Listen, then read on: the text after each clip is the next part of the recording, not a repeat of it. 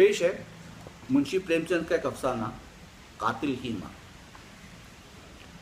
रात को रामेश्वरी सोई तो क्या ख्वाब देखती है कि विनोद ने किसी ऑफिसर को मार डाला है और कहीं रूपोश हो गया है। पुलिस उसकी तलाश में बेगुनाहों को जूदो कूब कर रही है और तमाम शहर में शोर व शर बपा है।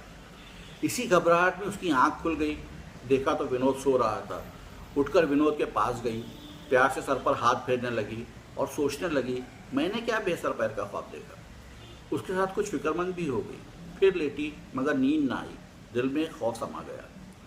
सुबह को विनोद ने माँ को फिक्रमंद देखकर पूछा, अम्मा आज उदास क्यों हो? माँ विनोद को मोहब्बत से लबरेज आंखों से देखकर बोली, बेटा तुमसे क्या कहूँ, रात को मैंने एक बहुत बुरा ख्वाब देखा है, जैसे तुम किसी अफसर को मारकर भाग गए हो और बेगुनाहों पर मार पड़ रही हो।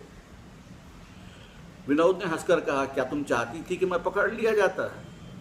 माँ ने कहा, मैं तो चाहती हूँ कि तुम ऐसे कामों के नज़दीक ही न जाओ। पकड़े जाने का सवाल ही क्यों उठे? हमारा धर्म है कि खुद जिएं और दूसरों को भी जीने दें। दूसरों को मारकर खुद जीना मेरे धर्म के खिलाफ है। विनोद, धर्म और नीति का ज़माना नहीं है माँ। धर्म और नीति को हमेशा फतेह हासिल हुई है और आइंदा भी होगी। स्वराज्य कत्ल खून से नहीं मिलता, त्याग तप और आत्मशुद्धि से मिलता है। लालच छोड़ते नहीं, बुरी ख्वाहिशात छोड़ते नहीं, अपनी बुराइयां देखते नहीं। उस पर दावा है स्वराज्य लेने का। ये समझ लो, जो स्वराज्य कत्ल खून से मिलेगा वो मुल्क की चीज़ होगी, अफराद की चीज़ होगी और थोड़े से आदमियों का एक गिरोह तलवार के ज़ोर से इंतज़ाम करेगा। हम आवाम का स्वराज्य चाहते हैं, कत्ल खून की ताकत रखने वाले गिरोह का नहीं। विनोद ने कहा, तुम तो स्टेज पर खड़ी होकर बोलती हो, यहाँ कौन सुनने वाला है? विनोद ने कहा, तुम तो स्टेज पर खड़ी होकर बोलती हो, यहाँ कौन सुनने वाला है? माँ ने कहा, बेटा तुम हंसते हो और मेरा जी दुखी है। कई दिन से दाईं आंख बराबर फड़क रही है। यकीनन कोई मुसीबत आने वाली है। विनोद ने कहा, मैं मुसीबत से नहीं डरता। अभी कौन सा सुख भोग रहा हूँ जो मुसीबतों से डरूं? ये कहता हुआ विनोद बाहर चला गया। आज सुबह ही से विनोद का पता ना था, मालूम नहीं कहाँ गया। रामेश्वरी ने पहले तो समझा कि कांग्रेस के दफ्तर में होगा, लेकिन जब 1 बज गया और वो लौट कर ना आया तो उसे फिक्र हुई। 10 बजे के बाद वो कहीं नहीं रुकता था। फिर सोचा, शायद किसी काम से चला गया हो। रात का ख्वाब उसे बेचैन और परेशान करने लगा और वक्त के साथ साथ बेचैनी भी बढ़ने लगी। जब शाम हो गई तो उससे ना रहा गया। कांग्रेस के दफ्तर गई।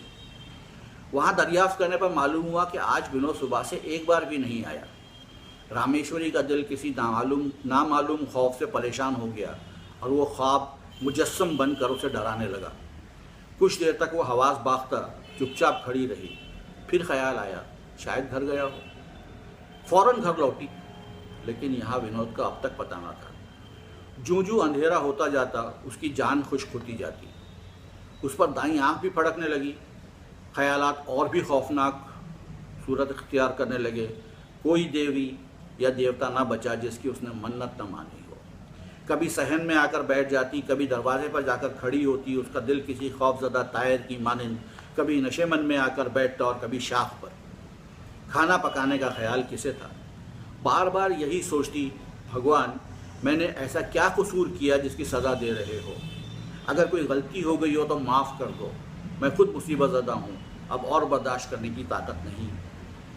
रामेश्वरी सर पर हाथ रखकर रोने लगी। आसमान पर स्याह बादल घिरे हुए थे। नन्ही नन्ही बूंदें पड़ रही थीं। ऐसा मालूम हो रहा था जैसे वो बेकस के साथ कोई रोने वाला ना देखकर उसका साथ दे रही है। आधी रात गुजर चुकी थी।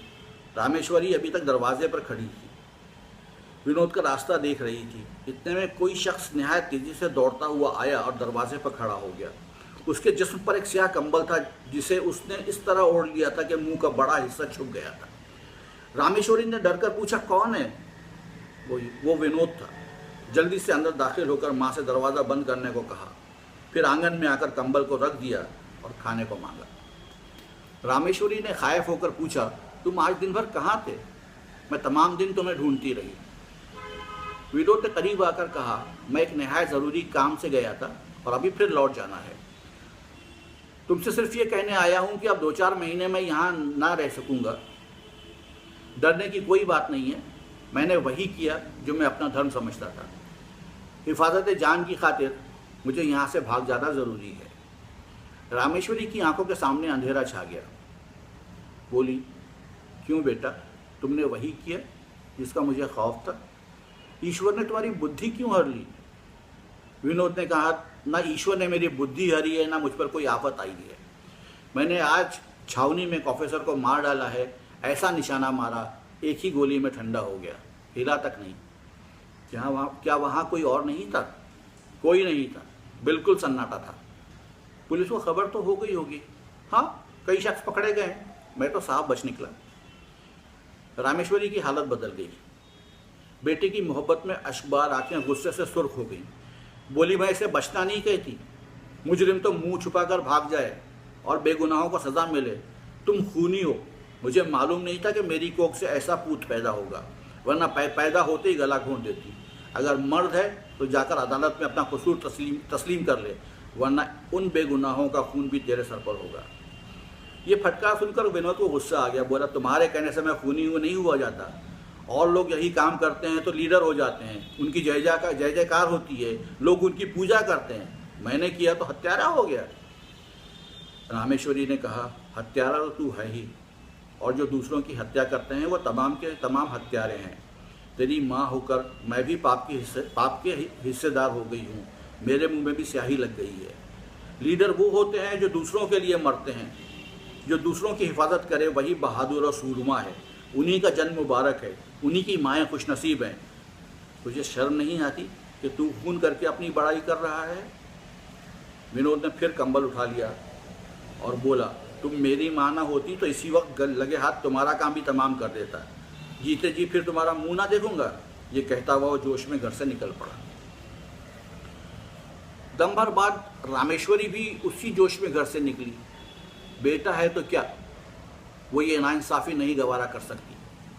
वो इसी वक्त कोतवाली में जाकर इस खून की खबर देगी। विनोद का फांसी पर चढ़ना इससे कहीं बेहतर है कि बेगुनाहों को फांसी हो। लेकिन कुछ दूर चलने के बाद माँ का दिल बेचैन हो गया। वो लौट पड़ी और घर आकर खूब रोई। जिस बेटे को उसने ऐसी ऐसी मुसीबतें झेलकर पाला, क्या उसे फांसी पर फांसी दिला देगी? लेकिन फिर ख्याल आया, उन बेचारों की माएँ भी तो होंगी जो बेगुनाह फांसी पाएंगे। उन्हें भी अपने बेटे उतने ही प्यारे होंगे। नहीं, वो ये जुल्म नहीं कर सकती। उसे बगैर बेटे के होना मंजूर है, मगर उसके देखते बेगुनाहों का खून ना होगा। रामेश्वरी इसी उलझन में पड़ी हुई थी। जब कोई रास्ता नज़र ना आता तो रोने लग जाती। फिर सोचती, क्यों ना खुदकुशी कर लूँ कि तमाम दुखों से निजात मिल जाए। लेकिन उसकी मौत से उन बेगुनाहों की जान तो ना बचेगी। उन माताओं का कलेजा तो ठंडा ना होगा। वो उस पाप से तो ना आज़ाद होंगे। वो अपने आप ही बोल उठी, ख्वाह कुछ हो, मैं बेगुनाहों का खून ना होने दूंगी। अजलास में जाकर साफ साफ कह दूंगी कि गुनहगार मैं हूँ, क्योंकि मेरे बेटे ने यह खून किया है। हम दोनों ही कसूरवार हैं, दोनों को फांसी दीजिए। मैं अपने धर्म से मुनहरिफ न होंगी, चाहे मेरी आंखों के सामने ही विनोद की बोटी बोटी क्यों न कर डाली जाए। हाँ, मैं अपनी आंखों से उसको फांसी पर चढ़ता देखूंगी, क्योंकि मैंने उसको जन्म दिया है। भगवान मुझे ताकत दो, अपने फर्ज पर डटी रहूं। मैं कमज़ोर हूँ, पापन हूँ, हत्यारी हूँ। रामेश्वरी बेहोश होकर गिर पड़ी। जब रामेश्वरी को होश आया तो उसका इरादा पक्का हो चुका था, मगर दिली तकलीफ हो रही थी। क्या इसीलिए बेटे को जन्म दिया था? इसीलिए पाला पोसा था कि एक दिन उसे फांसी पर चढ़ते देखूं? विनोद उसकी ज़िंदगी का सहारा था। आज उसी विनोद से उसका नाता टूट रहा था। विनोद की सूरत उसकी आंखों के सामने फिरने लगी। एक दिन वो था कि वो उसे छाती से लगाए फिरती थी, बड़े दुख झेल कर भी खुश थी। एक दिन ये है कि उसे फांसी दिलाने जा रही है। विनोद की किताबें और कपड़े कमरे में रखे थे। उसने एक एक चीज़ को छाती से लगाया। आह, फ़र्ज का रास्ता कितना दुश्वार है। विनोद को आखिरी बार गले लगाने और उसका आखिरी बोसा लेने के लिए उसका दिल बेचैन हो गया। क्या लड़के को सज़ा देते हुए माँ मोहब्बत छोड़ देती है? रामेश्वरी विनोद को सज़ा देने जा रही थी, जोशे मोहब्बत से भरी हुई। एक हफ्ता गुजर गया। पुलिस ने साजिश का पता लगा लिया। शहर के 10 जवान गिरफ्तार कर लिए गए। उन्हीं में से एक सरकारी गवाह भी बन गया और मजिस्ट्रेट के अजलास में मुकदमा दायर हो गया। विनोद का उसी दिन से पता न था। रामेश्वरी फ़र्ज़ और मोहब्बत के दरमियान उस किश्ती के मानंद डामाडोल हो रही थी जिसके ऊपर तूफ़ानी आसमान हो और नीचे तूफ़ानी समुंदर। कभी फ़र्ज़ कलेजे को मजबूत कर देता, कभी मोहब्बत दिल को कमज़ोर कर देती। लेकिन जूं दिन गुजरते थे फ़र्ज़ पसपा होता जाता था। नई नई दलीलें उसके एहसास फ़र्ज़ को कमज़ोर करती जाती थी। जब तमाम काम ईश्वर की मर्ज़ी से होता है तो इसमें भी उसी की मर्ज़ी होगी। यही सबसे ज़बरदस्त दलील थी। उन 7 दिनों में उसने सिर्फ पानी पी कर दिन काटे थे और वो पानी भी आँखों के रास्ते निकल जाता था। ऐसी हो गई थी जैसे बरसों की मरीज़ा। 10 बजे का वक्त था। वो कांग्रेस के दफ्तर की तरफ चली। उसी वक्त रोज़ाना एक बार विनोद का पता लेने यहाँ आया करती थी। नागहां उसने 10 नौजवानों को हथकड़ियाँ पहने 1 दर्जन मुसल्लह पुलिस के सिपाहियों के पंजे में गिरफ्तार देखा। पीछे थोड़ी दूर पर कुछ मर्द औरत सर झुकाए रंजो यास की तस्वीर बने आहिस्ता आहिस्ता चले जा रहे थे। रामेश्वरी ने दौड़कर एक सिपाही से पूछा, क्या ये कांग्रेस के आदमी हैं? सिपाही ने कहा, कांग्रेस वालों के सिवा अंग्रेज़ों को कौन मारेगा? कौन मारा गया? एक पुलिस सार्जेंट को इन सब ने कत्ल कर दिया। आज 8वां दिन है। कांग्रेस के आदमी हत्या नहीं करते। कसूर ना साबित होगा तो आप छूट जाएंगे। रामेश्वरी दम भर वहीं खड़ी रही, फिर उन्हीं लोगों के पीछे पीछे कचहरी की तरफ चल पड़ी। फ़र्ज़ ये नई ताकत पाकर संभल गया। नहीं, वो इतने बेकसूर नौजवानों को मौत के मुंह में ना जाने देगी। अपने खूनी बेटी की हिफाजत के लिए इतने बेगुनाहों का खून ना होने देगी। कचहरी में बहुत बड़ा मजमा था। रामेश्वरी ने करदली से पूछा, क्या साहब आ गए? उसने जवाब दिया, अभी नहीं आए, आते ही होंगे। बहुत देर से आते हैं, 12 तो बजे होंगे। अर्दली ने झुंझला कर कहा, तो क्या वो तुम्हारे नौकर हैं कि जब तुम्हारी मर्जी हो आकर बैठ जाएं? बादशाह हैं, जब मर्जी होगी आएंगे। रामेश्वरी चुप हो गई। उसके पास ही कई औरतें बैठी हुई थीं। एक ने पूछा, क्यों बहन, तुम्हारे घर का भी कोई लड़का पकड़ा गया है? रामेश्वरी अपनी फिक्रों में डूबी हुई थी, कुछ न बोली। उस औरत ने फिर कहा, क्या कहूँ, न जाने किस पापी ने खून किया।